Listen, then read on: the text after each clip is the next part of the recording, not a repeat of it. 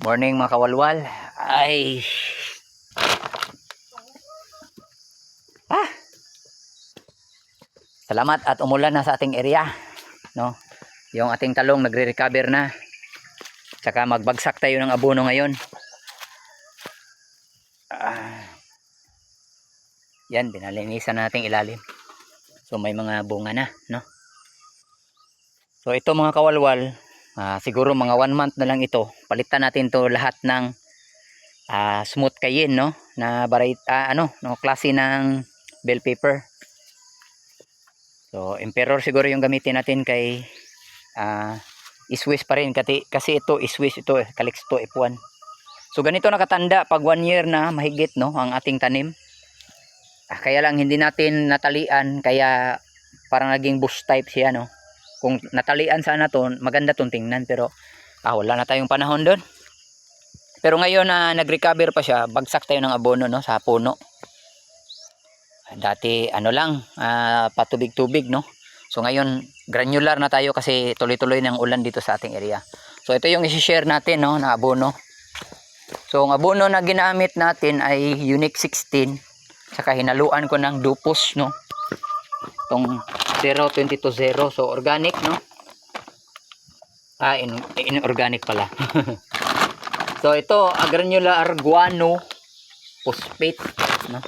Ito, granular guano phosphate. Ang kagandahan nito mga kawalwal, tested ko na talaga. Madali lang nag-ano yung mga root hair niya, no.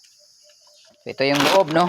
So itong blue, ito yung Unique 16. So haluin natin sa ilalim. Ito yung mga guano, no. Itong brown, yan, ito na siya.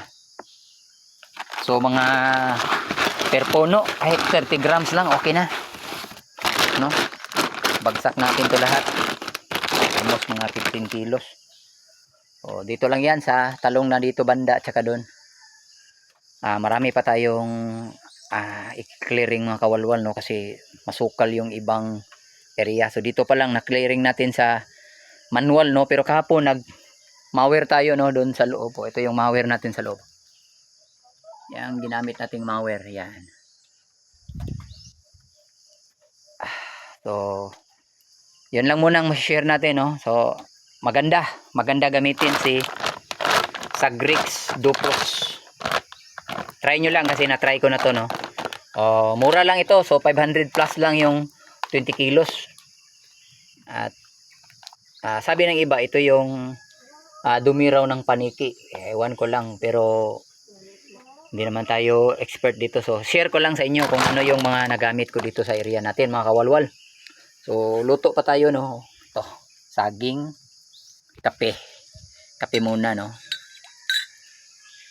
Yun yung daily routine natin dito sa area.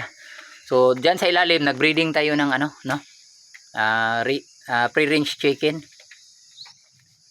Breeding natin sa area kasi sayang naman ng area. Hanggang doon lang muna mga kawalwal, no. Salamat.